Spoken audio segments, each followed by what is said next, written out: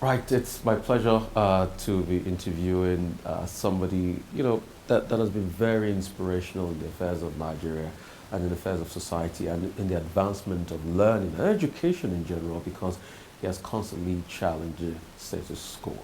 Your Highness, it's more than a pleasure talking to you today. Thank you for I really appreciate talking to you. I just want to go straight to it today.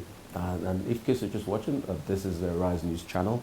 I want to start by talking about, the need for personal convictions as regards societal change, with advocacy and, the United Nations. And congratulations on your work with the United Nations as regards, goal 4 and 5.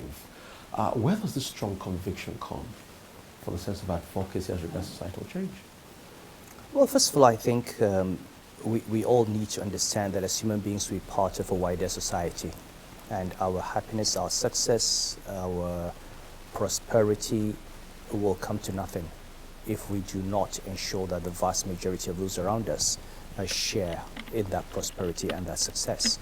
Both societies that have attained stability, have attained peace and progress, have done that by lifting in particular the bottom of the pyramid. And I grew up in an environment where for my parents, it was extremely important that I remember that leadership is first and foremost about serving people. Religiously, there's a conviction that if you're placed in a position of leadership, your worship of God in that position is bringing happiness to the people. So it's not so much about just showing piety or going to the mosque. It's about if you are in a position of leadership, what have you done as gratitude to God by helping those who are less, because there's nothing that tells you that you are a preferred child. I mean, God places you in that position for a purpose, and that purpose is to serve those whom He has not placed in that position. So for me, it was always about how do I express thanks for the privileges I've had in my life, the family I was born into, the opportunities I have had. How do I express thanks? By trying to give others that opportunity. And that's what I tell my children, and I'm hopeful that they will grow up with that sense of values.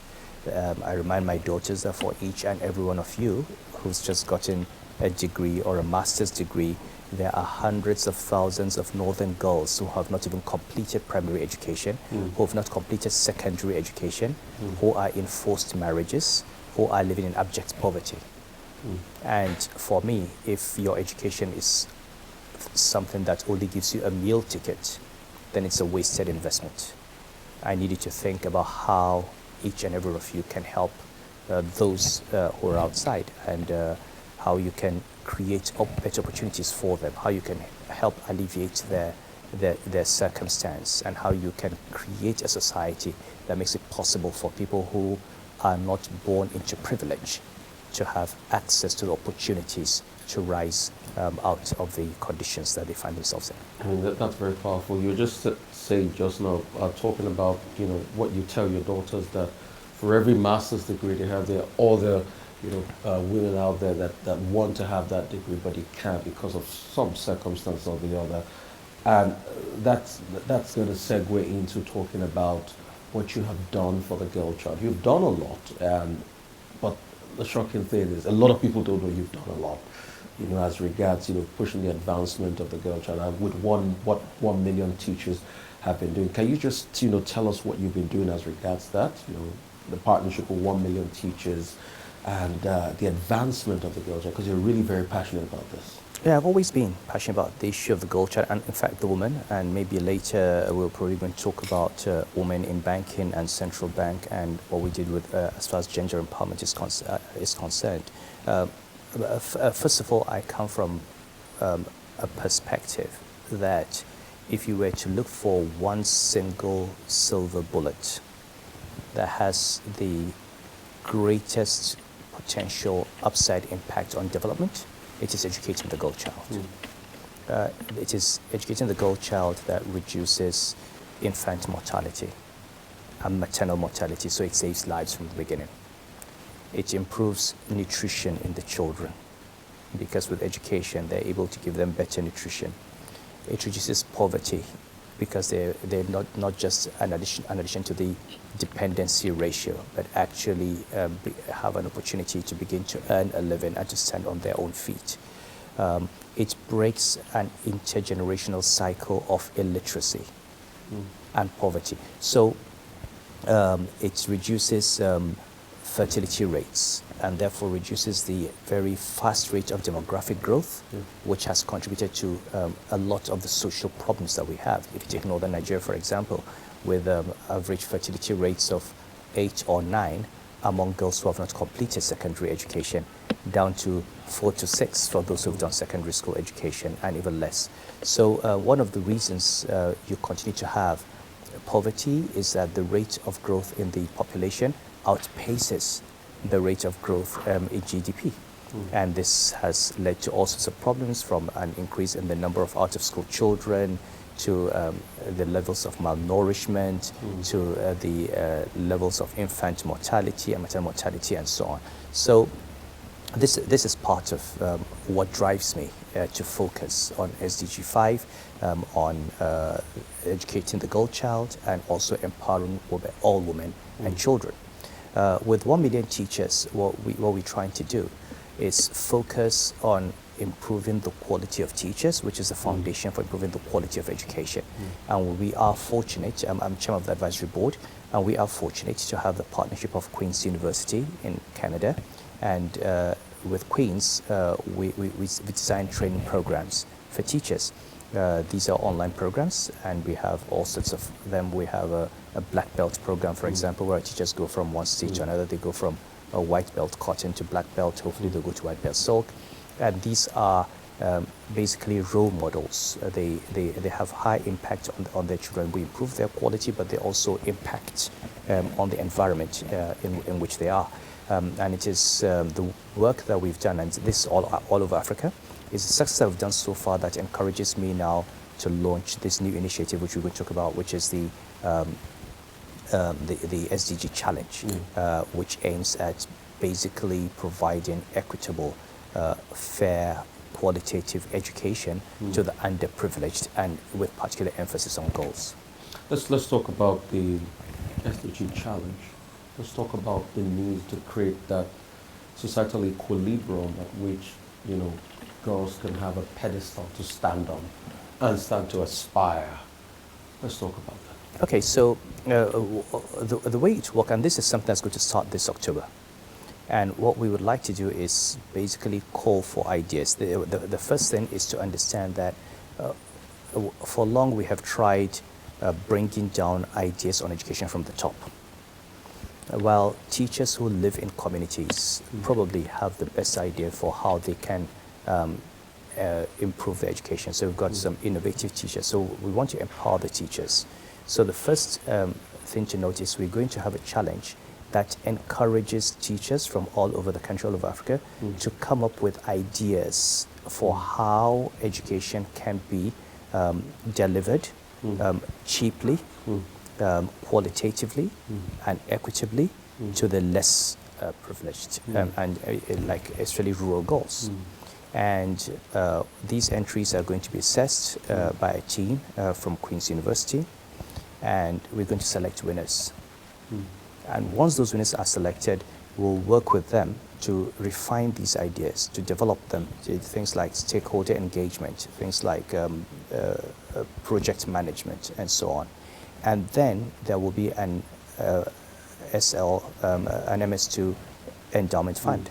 I hope to raise an endowment fund, invite my friends to fund these initiatives. So we select 10 ideas, and we try to use endowment fund to provide the funding for basically scaling these ideas up and delivering education to rural areas. That's a very powerful and laudable initiative, and it's something to create a balance, but it's something that needs a level of sustainability.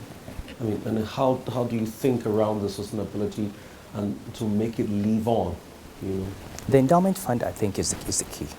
And the fact that this is not going to be a one-off. So basically, even for the teachers, so the teachers will get a 1 million teacher scholarship, which allows them to have access to lifelong learning improvement opportunities. So they'll continue learning as curricula change, as technology changes. The teachers who win in this challenge are going to continue getting the best education from Queen's University to continue to upgrade their skills. So that's for them.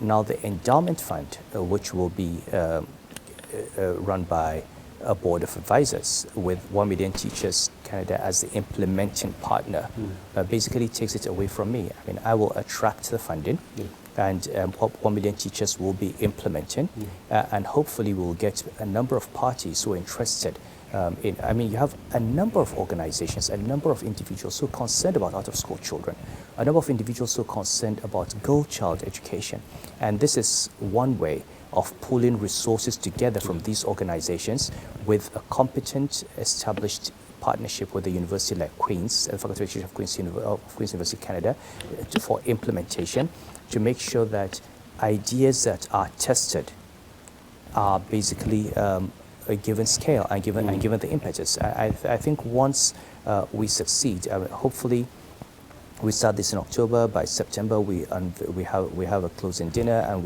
we launch the Endowment Fund within 1 year. Hopefully, by the time people see the impact of this, it will take on a life of its own. Great one. I want to talk to you about your role as an SDG advocate and how challenging has it been. I mean, you gave a very spirited comment at the last United Nations session. And that was really very powerful about your role in, delivering goal 4 and 5 of SDG.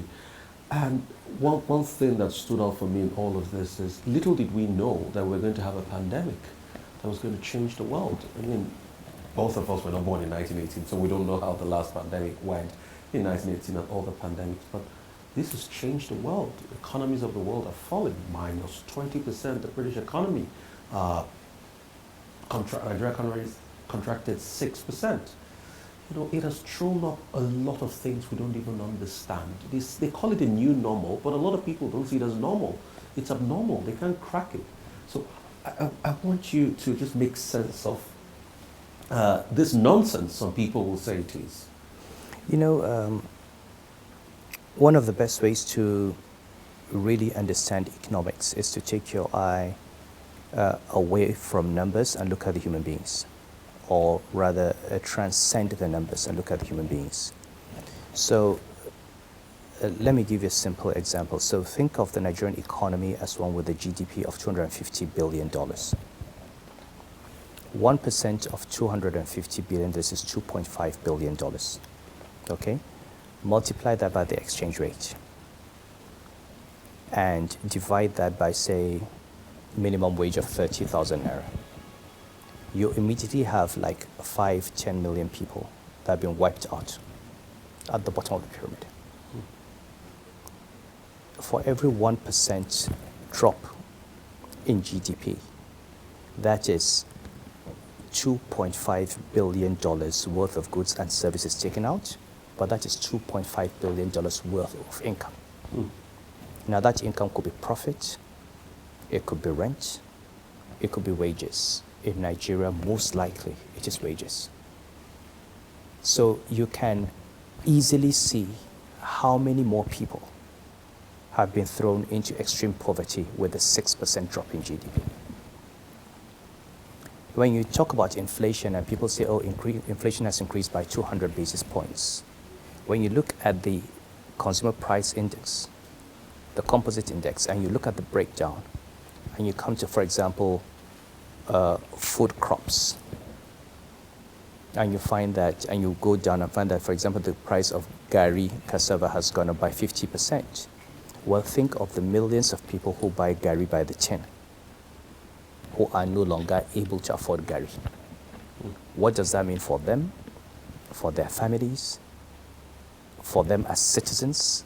That could very well be the difference between a law-abiding and, yes, poor but contented neighbor and a criminal.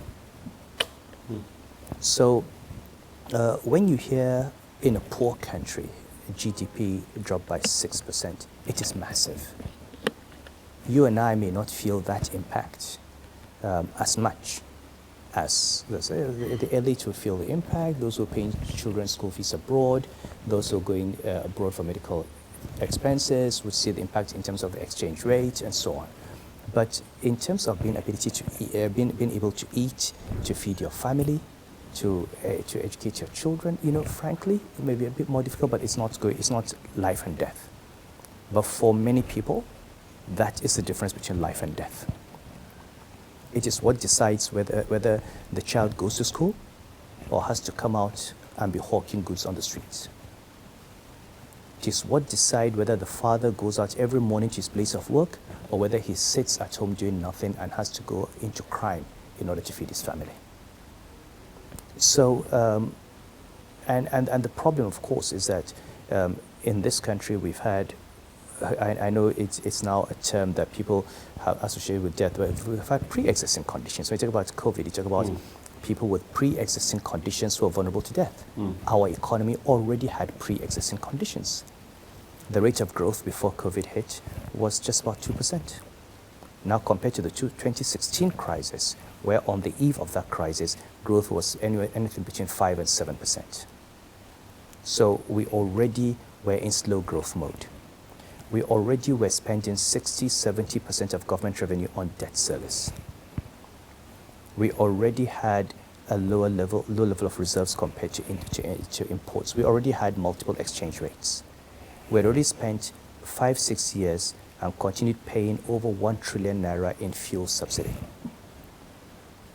We already did not have transparency in Nnpc. So we already were set up precisely not to be able to cope with an unexpected crisis, which is why the only option before the government is to go and raise more money, and go and borrow, because the revenues aren't there, the reserves aren't there, the buffers aren't there.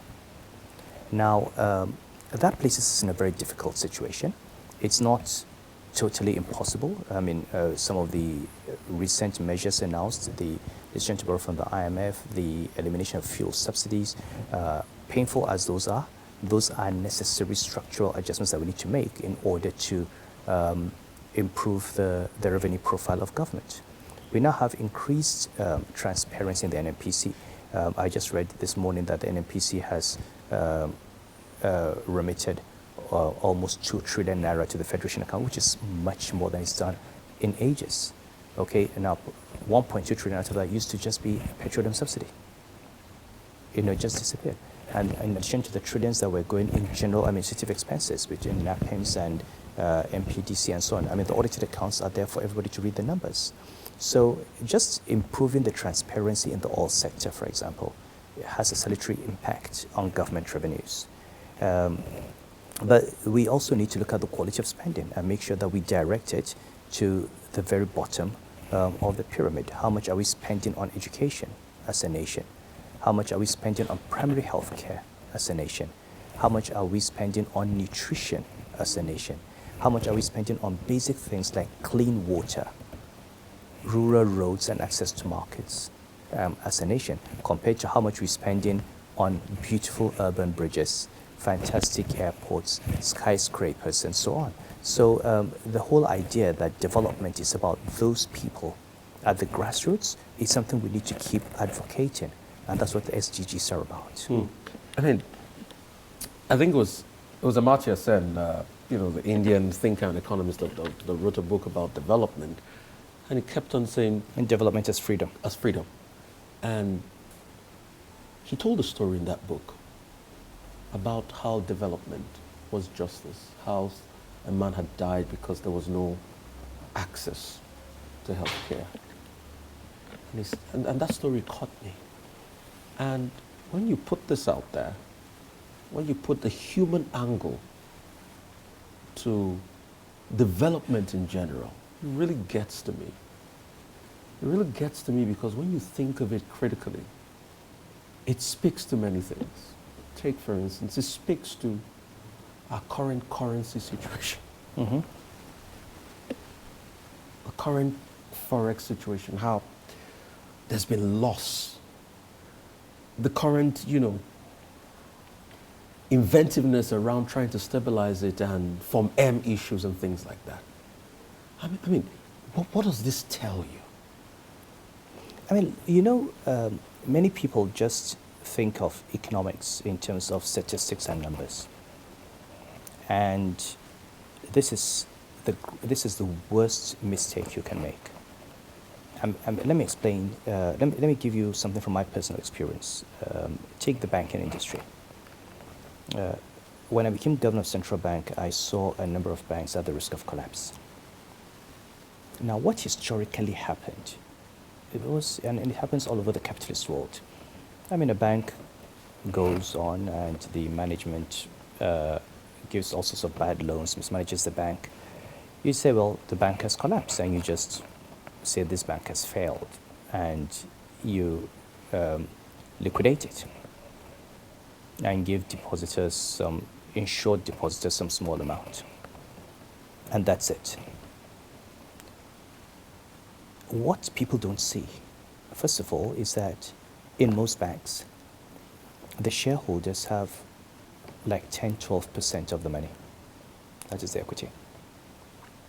90% of the money that banks trade with belongs to other people. It's money deposited. People who put in that money because they believe that that bank is regulated, that there's someone looking at that bank, and that their money is safe and they can go to sleep. It is better to keep that money in the bank than to keep it under their pillow, where it can be stolen or lost or burnt by fire or something. Now, when a bank collapses, nobody thinks of the poor 70-year-old woman in Makurdi selling akara, who has for 20, 30 years been faithfully keeping a savings account and keeping money so that her grandchildren will not suffer.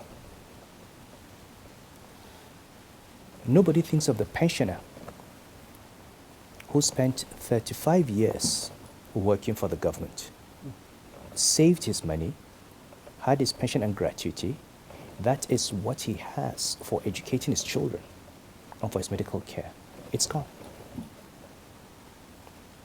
People don't think of the human beings behind the numbers. They just say a bank has failed. But with that failed bank, millions have died. But nobody knows them. They were just numbers. And numbers of depositors. How they worked for the money, how they saved it. Maybe they had borrowed money from others, hoping to pay from these savings. Now the savings are gone and they still have to pay off their debt. They may have mortgaged their property to somebody. Children's education, health care. The difference between being able to go for treatment abroad when you are fatally injured or sick and not being able to do it might be that the bank has failed and your money is locked up.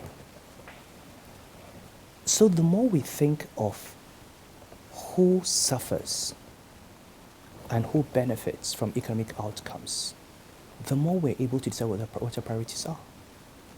So one of the key decisions I had to make was, do I allow these banks to fail, which would have been cheaper on the system? Or do I save the banks and then hold the management and the shareholders responsible? The shareholders could lose their money. That's fine. They put in the management anyway. So if you set up a bank, you appoint an MD and management, and that management mismanages your bank, you made that choice. Cup of tea. But I felt that the depositors who had put the money in the bank believed that I, as a central bank, was looking at those banks. And I had a moral obligation to protect those depositors. So expensive as that process was, my belief was no matter what it costs, we should make sure that no depositor would lose 1 naira in the Nigerian bank, because we don't know who the human beings behind those deposits are, what their condition is, what would happen to them if the bank failed. And then we can sort out the issues. And so we removed the management, we prosecuted those whom we could prosecute, okay? We blacklisted those who needed blacklisting. But also we then set up an institution that would recapitalize the banks and then imposed on the banks, all the banks in Nigeria, a levy which would ultimately pay for the bailout over a long term. They didn't like it because they felt, well, look, some banks acted badly, irresponsibly. We managed ourselves well. You're asking us to pay? I said yes, because if we had allowed those banks to fail, all of you would have been affected. Confidence in the industry would have been affected. You would not be standing here. So whether or not, and anyway, next time you see your colleagues misbehaving, you would call them to order because you know that their irresponsibility could come back to you, come back to haunt you. Now, many people thought this was an almost socialist thing, an anti-banking thing, but this is just what you do, what you get when you start thinking of human beings. Okay? Now, exchange rates. Look, we've become a monocultural economy as far as Forex is concerned. Over 90% of government foreign exchange earnings come from the oil sector. It's one product. And oil is a commodity. Price goes up and down. In addition, we set up the country to suffer. You would, first of all, you fix the price for petroleum products, even though you're not refining your petroleum products. How can you fix the price for a product you do not produce? We produce crude oil, but the price we fixed was for refined petroleum products. So if crude oil price goes up and refined petroleum products go up internationally, we are importing anyway. So we get the benefit of higher crude oil price, and then we lose it immediately because we have to pay more as subsidy for importing refined petroleum products. So we are the only oil producing country that does not see the benefit of rising oil prices. Whenever the price of oil goes up, whatever we get as high oil price, the bulk of it goes back immediately on importing petroleum products and so-called subsidy. So, taking out the subsidy improves. The central bank can only give us stable exchange rates if the central bank has a steady flow of foreign exchange. Now look at the audited accounts of Nnpc that have been published 2018, and these are numbers you can check yourself. Take MPDC, which is a production arm of Nnpc. It's got over 570 staff, spends over $500 million in general expenses, $900,000 per staff in 2018. NAPIMS has a total annual revenue of just over 5 trillion naira. About 1.2 trillion naira was general expenses. That's 100 billion naira a month as general expenses, over 3 billion naira daily.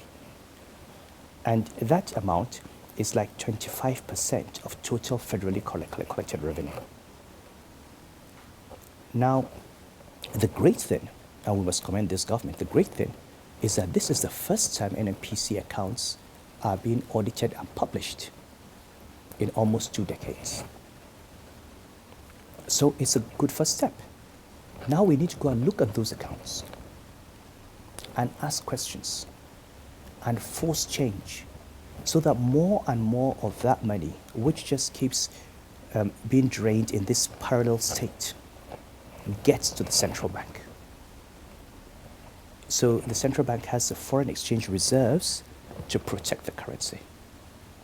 But we also need to continue with the Ministry of Trade has to continue with the support. The central bank now says you can't import this, you can't import that. The Ministry of Trade needs to work on that.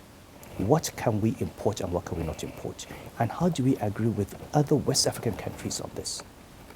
The reality is, rice importation doesn't just hurt Nigeria, it hurts all West African countries. West African farmers as a whole. Europe speaks with one voice. West African farmers as a whole would profit from very high tariffs on imported rice from outside West Africa. And then we can produce local rice in Benin, in Ghana, in Nigeria, in Niger, okay? And our farmers will get good price for their products, and that's it. And if you want to import rice, well, you pay high price. It will not work if we have a 37% import duty on rice in Nigeria, but there's a 5% duty in the Republic of Benin. Now, closure of the borders can only be a temporary solution. We now need to engage our neighbors and agree that all of us in West Africa need to create a situation where we do not import that which we can produce locally. That our farmers are not wiped out by farmers from Thailand and India. That our textiles are not wiped out by textiles from China. So how do we encourage leather production? Look at in Ethiopia. Ethiopia today has a very large leather factory at the industrial park outside Addis Ababa. It is producing shoes for all the great brands in the world. But why do we need to export wet blue and finished leather when we can produce shoes and bags? Why do we need to import shoes from China? We have installations in Aba now for producing shoes. You can have them in KANO, you can have them, we have hides and skin in KANO. Why can't you have a leather industrial park in Aba, a leather industrial park in KANO that produces all the shoes and bags that you need in Nigeria alone, not talk of West African markets, and then have the entire West Africa close off foreign shoes and bags from coming in to produce them locally. I mean, if the brands, international brands want this market, they can come here, set up an industrial park, use our leather, the same leather that they import and produce in Italy and Spain, will come here, employ labor here, use the leather, produce the shoes here and sell. Yeah.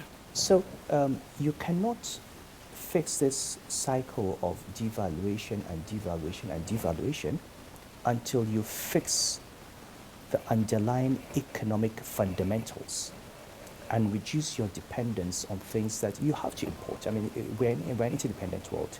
I'm not saying we should start manufacturing airplanes.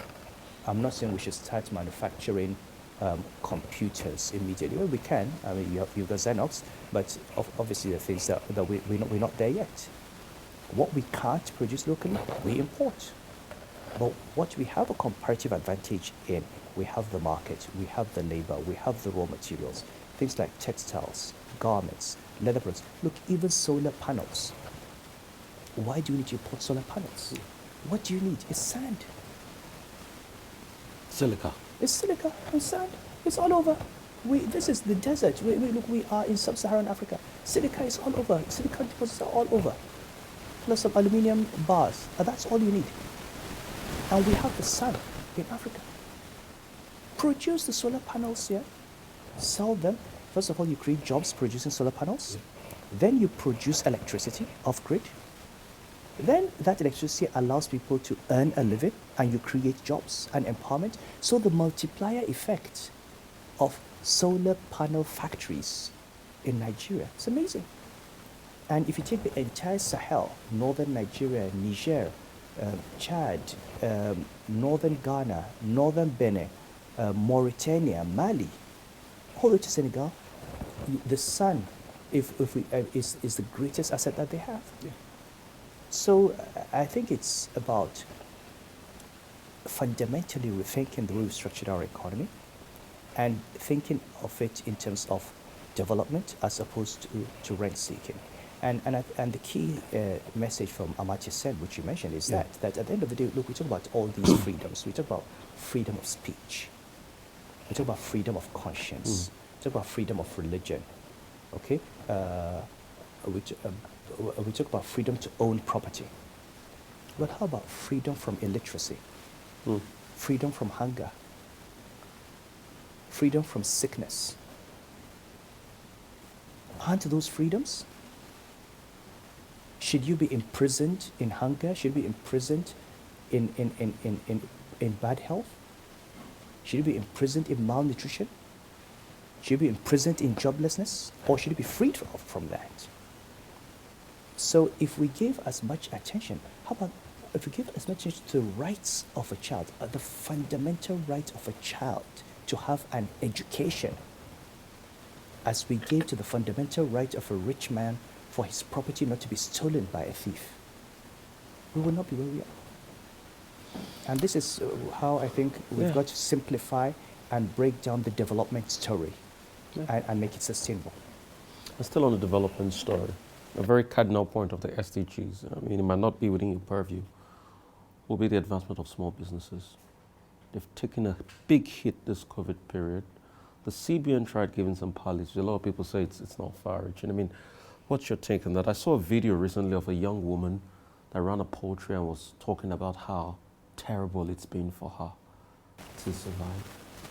We've got over 40 million of those kind of people in this country. They're the engine room of this country. I mean, how do we help them?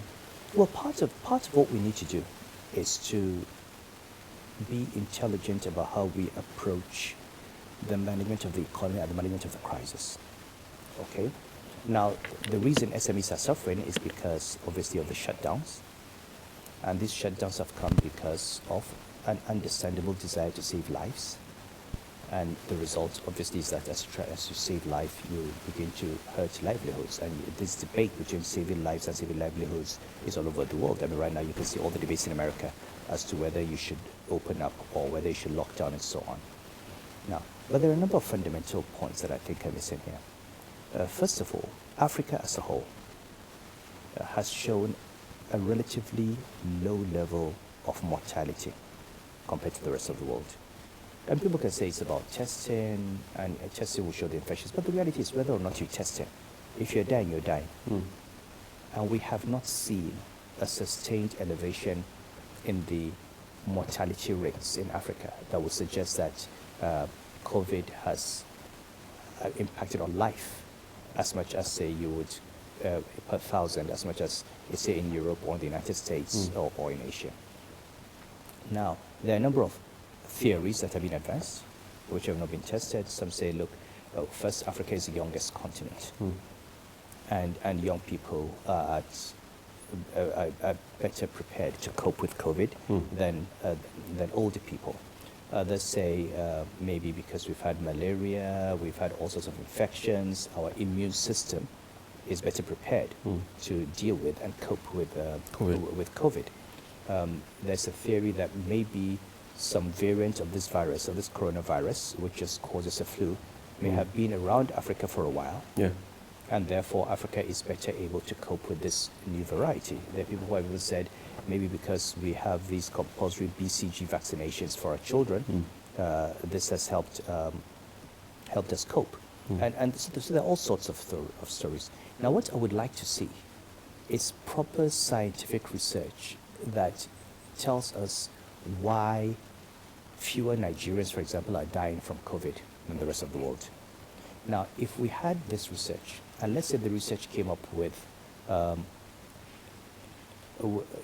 result that it's young people who are surviving, it's the demographics, it's the age, then what does that tell us? It tells us that we can isolate and protect the old and then open up the economy to the young. And then you don't have to have an either or. So you protect the lives of those who are most vulnerable. We already know that if you have diabetes, you're at risk. We know that if you're old, you're at risk. We know if you have hypertension or asthma, you're at risk. Identify those. Keep them away from people. Let the others out. Now, once people come out, livelihoods are saved, and lives are also saved because you've taken those who are vulnerable. People will always die, people will die, but at the end of the day, you would not have this massive lockdown measure where you're impacting your livelihoods, given how poor our people are. There are people who live from day to day, and by simply not going out. I mean, I'm on the global board of MTN, and we see it. Under COVID, we had a significant increase in our revenue on data because of all these Zoom meetings and companies, but we had a significant fall in voice because people go out, work for the day, they buy airtime out of what they get in the day. If they can't go out and earn a living, they can't even buy airtime, and they can't make calls. So it goes back again to looking at the human beings behind these decisions. So while we're trying to save the lives of people from COVID, people might die from hunger. Yes. People might die from increased poverty. Yes. Now, it is not the fault of the government. The government surely should try to save lives. And surely life is more important than money. However, it doesn't have to be either or. But the way to do it is to do the research, come out with the numbers, to see where are the vulnerabilities. And that's serious intellectual work. Where are the scientists doing the work? The universities are closed. Our universities have been closed since when? Even before COVID. Since October? Yeah, before So where is the research going to happen that will guide the economy? Because this is one time where economic policy depends on research from scientists. It is scientists who will tell us that, look, based on our antibodies tests, based on COVID has been widespread in Nigeria, maybe we've developed herd immunity. However, given our analysis of people who have died, these are the people who have been dead in Nigeria from COVID, and these are the risks. This is the age profile, this is the gender profile, this is the existing precondition profile, and therefore, if you can identify these people and keep them safe, the rest of us can go out and enable them. And that is what would help the SMEs get back quickly. You cannot continue giving them loans, because you give them central bank loans, they still have to produce anyway. They have to sell. Otherwise, what will happen? They don't produce, they don't sell, the central bank money becomes a grant. And then it comes back where? It comes back on the balance sheet of the central bank as non-performing loans. Wipes out the capital of the central bank, and the Ministry of Finance has to recapitalize the bank. So there is no solution, no long-term solution to economic activity. No alternative. You have to actually produce goods and services and sell for these SMEs. So it is about fast-tracking that process. You can have temporary measures, central bank financing, government palliatives, which a lot of people claim is not enough. To pay salary, yeah, but the government also doesn't have the balance sheet. That is the problem. When you're spending 99% of your revenue on debt service, what is left? 1%. So you can't. I mean, you cannot. I mean, even the economic sustainability plan that they have is like 1% of GDP. Other countries have 3%, 6% of GDP, 10% of GDP. We can't, because where's money going to come from? And people need to understand that. The only way the government is going to have money is, one, oil price goes up and they're able to track those revenues. That's short term. Two, the government borrows. Or three, the government taxes. Now, the government cannot, at this point in time, start increasing taxes on people when they're suffering. Well, VAT has gone up 7.5. Yeah, but that's VAT, and that is painful enough. But imagine now going on to corporate profits taxes, payroll taxes at this time. When you have inflation, exchange rate devaluation, it's simply going to increase suffering. You know, if you think of the economy as three balance sheets, think of a domestic private balance sheet, a domestic public balance sheet, and a foreign balance sheet. Combined, they must balance. If the government is running a huge deficit, that deficit is a surplus somewhere. Now, we know the government is running a huge deficit. We know that the current and capital account, that's the foreign balance sheet, is in deficit, so the surplus is on households and businesses. If you don't borrow, the only way you can deal with those deficits is to reduce the surplus on households and businesses. So, for example, the government can retrench workers. That takes out income from the pockets of households. It also reduces government spending and reduces deficit. But who are the human beings involved if the government says lays off 30% of workers? How many families have you thrown into poverty? Or the government can impose taxes on the private sector, VAT, profits tax and that. But then again, how many people suffer? Are we ready for that at the moment? So we have no choice but to borrow what we can and then have the structural changes that attract investment into, and that's what we need. We now need investment. We need local and foreign investment in the productive sector. That is the only way you can offset that deficit. And that has to be done real quick and real soon. Yes. Your Highness, you're going back to school. Happy about it. You've always wanted to do that. You're going to Oxford, you're going on a fellowship, and you'll also be writing, from there. Hopefully I will be seeing you soon. You're telling a story that we're talking before we got in here that you said is long overdue. How we handle the crisis. A lot of people have various opinions as regards that. And I'm sure when the book finally comes, a lot of people have various opinions. But for you personally, you learned a lot from that crisis, 2007, 2008. Let me share some of those lessons. Maybe people, listening now we can take some of those lessons for COVID as a benchmark. Okay, let me start by saying that ultimately, like everything else, policy needs to rely on the kind of thinking. So maybe many people don't know the background to the steps that we took. When I was approached in February 2009, and when the president met me, and I got a hint that I was being considered as one, not the, but one of a number of possible candidates for governor of central bank at the end of May 2009, including the possibility that the serving governor would be renewed anyway, so there was no guarantee. I had to prepare myself in case I was called upon to take on that role, because honestly, it was a frightening prospect. The entire world was in a crisis, and if you take over the role of a central bank governor in the middle of a crisis, you have the risk of the whole house crashing on your head, and you're going down in history in ignominy as a shortest lasting governor, and maybe being accused of being the one who brought down the system. I was fortunate at that time to have a friend in Abuja who worked for the British High Commission, who had done her PhD around the Asian financial crisis. And she gave me a copy of that PhD. And there was a comprehensive study of Malaysia and Indonesia, and the role of the IMF, and homegrown models, and how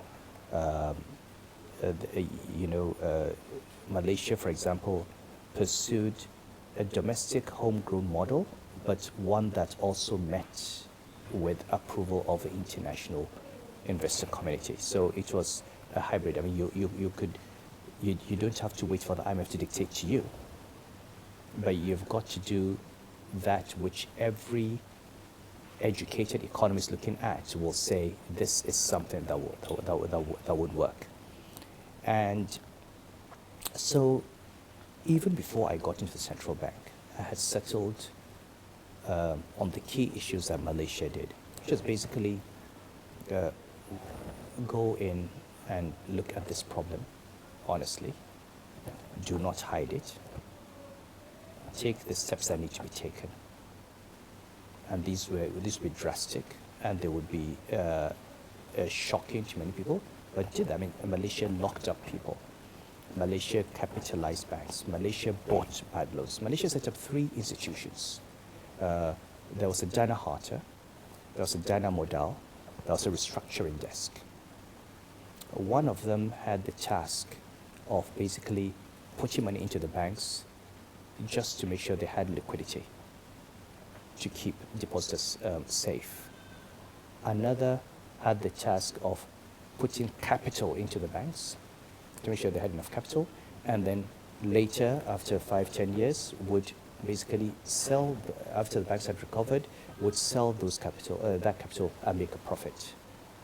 Another had the task of taking away the non-performing loans, restructuring them, managing the collateral, and so on, and sometimes selling them to factoring companies. So there'll be a loan of $1 billion, somebody would buy it for 500 million, well, sell it to them to go and manage with the property and all that, and you cut your losses. Now, what we did with AMCON, that's Management Corporation of Nigeria, was to put in all those 3 functions into one company, and this is the first time in the world anybody had done that. But we knew that we needed to do that for the banks. We need to give them life support. We need to give them capital. We need to take care of toxic assets. But the legislative process in Nigeria such that if we tried to pass 3 laws, the banks would have died long before then. So we went through a process of creating one body, and my thought then was, look, after I've left, the next governor or the governor after him might at some point then begin to unpack AMCON into 3 separate entities. Have the toxic assets managed by somebody, have the capital managed by somebody else for value, maybe have the collateral that's been gathered, the real estate of AMCON managed by somebody else. So you could have 2 companies potentially that could be floated on the stock exchange for the central bank to recover some of its money and then government get out. So you have like a sunset clause. After some time, AMCON would no longer exist as it is because all the, you basically put an end to that. Now, so one of the greatest challenges we had was that there were these big holes in the banks. And how did these big holes emerge? One, we had banking consolidation, where the central bank had required the banks to have capital of 25 billion.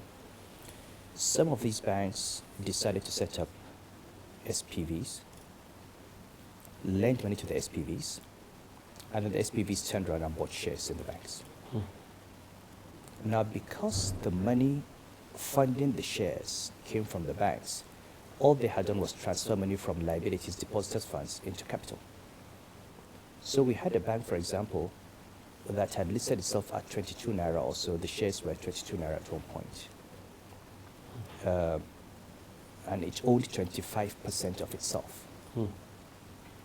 By the time the stock market crashed, because you must remember that Nigeria's stock market has a very strong correlation to oil price. Portfolio investors are looking for profits. And what defines for them interest in Nigeria is that they look at the central bank's ability to keep a stable exchange rate and the liquidity in the market. So if the stock market is going up and exchange rate is stable, they make a killing. In 2017, the Nigerian Stock Exchange was the best performing stock exchange in the world in terms of returns. In 2019, it was in 2007. In 2009, it was the worst performing market because oil price had gone to 140 something dollars a barrel, and then it crashed to under $40 a barrel. When oil price crashes, they pull out immediately because even if they don't lose on share price, they would lose on the exchange rate. So basically they come in like a flock of sheep, and then they go out like a flock. Herd mentality. Like herd mentality, which is why Governor Soludo had this these circuit breakers, which I took away because we need to attract foreign exchange, but which obviously, again, you as a central bank governor, you have to take some decisions that may not be ideal, but you're looking at a number of balls you're juggling at the same time. So this is basically what happened. So when oil price crashed and money flew out of the market and the share price of these banks crashed, it was not the shareholders who suffered, but the depositors whose money had been taken to buy the shares of the banks. So it was that breach of trust where somebody had given you money to do normal banking business, but you used his money to make him an unwitting shareholder in your bank. He was a depositor who was lending you money, and you made him a shareholder, taking shareholder risk to go to the capital market. That was the first thing. The second major problem was you then had banks that were tightly controlled by individuals or families, where depositors' funds had been used to create all sorts of loans that were never paid back. So SPVs were set up, loans were given, not just for shares, buying all sorts of real estate in Dubai, in South Africa, in the UK. So you set up a company, somebody would write a proposal and say this is a company that's doing manufacturing, and you save so many billion, and then just buy dollars with the money and just ship the money abroad. And so long as you could do commercial paper and borrow from the banking industry, you could cover up. So it was time, if you need money, you issue a CP. Can imagine. And then, you just issue a CP 3 billion, 5 billion, other banks just buy that. You get the liquidity, you continue paying your depositors don't know what is happening. But you just have this big hole. And I keep borrowing from Peter to pay Paul. I mean, this story is quite amazing, EMIR, because and I can't wait for the book to be out. When is the book going to be out? So you can tell, in detail. And you said it's going to be an analytical work. And one other thing, as we wrap up, because time is not our friend, and it's been more than a joy talking to you on and on. Is I see you doing many other things. Going back to school, improving capacity, your work with SDG. But let me tell you a very funny story. I think it was during the 1940s and 50s when the dismantling of empires started happening in Europe. And there was a young prince, that had to be taken away out of Bulgaria. And in the future, he came back and became democratically elected president of Bulgaria after being a prince as a young 7-year-old. Some people are asking, might that be the case for you? It's just school, or? No, I don't think, people have been talking to me about politics forever. When I was in the central bank, 2011, people came to me, they wanted me to be a presidential candidate. I have never had an interest in partisan politics. The nature of my family is that we consider ourselves leaders of all people, and politics can be very divisive. Yeah. You could just join one political party and then you alienate yourself from others. Although Nigeria is one country where the parties don't seem to enjoy loyalty, it's individuals that enjoy loyalty. All I can say is that this is not something that, for me, is an objective. I think that there are many ways of being of service to the nation. One possibility for me is, if you look at my CV, I started off as an academic. I was teaching economics at ABU. And after just 2 years, before I even completed my master's thesis, I decided to leave and went into banking for some reason.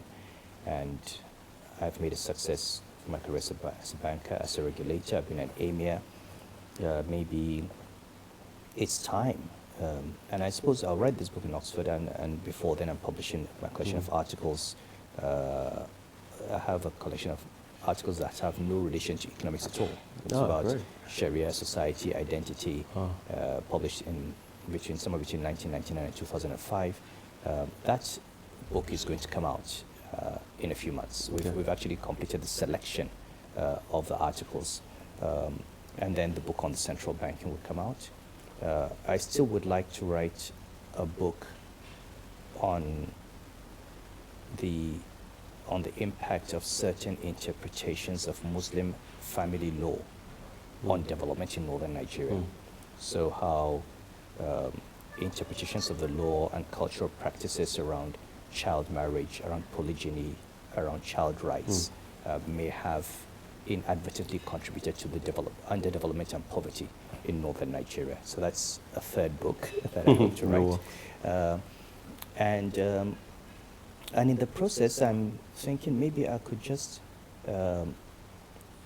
use it, or just maybe do a PhD or something, and then maybe go back to that very first career that I never concluded, and just be a professor in different universities abroad. And the great thing with the life I've led is, if I complete that, how many universities would have someone with a PhD who's been a bank CEO, a governor of central bank, EMIR. So it's a kind of CV that basically would give you any university in the world, whether it's Harvard, Oxford, Cambridge, anywhere you want, because it is now about all your entire life experience and dealing with these issues.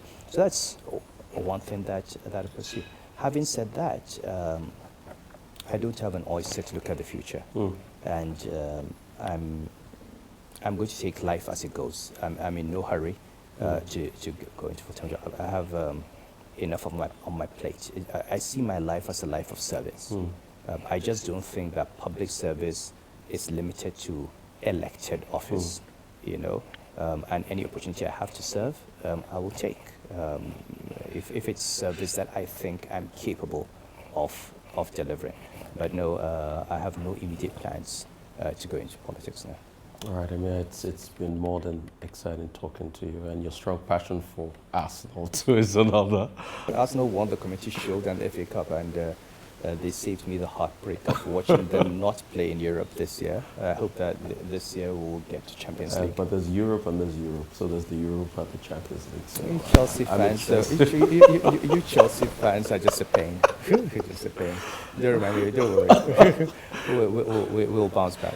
all right, thank you so much. I mean, it's been more than a joy, talking to Your Highness and talking about these issues on development, SDG 1 million teachers and many other issues across board. It's been another exclusive right here on the Horizons channel.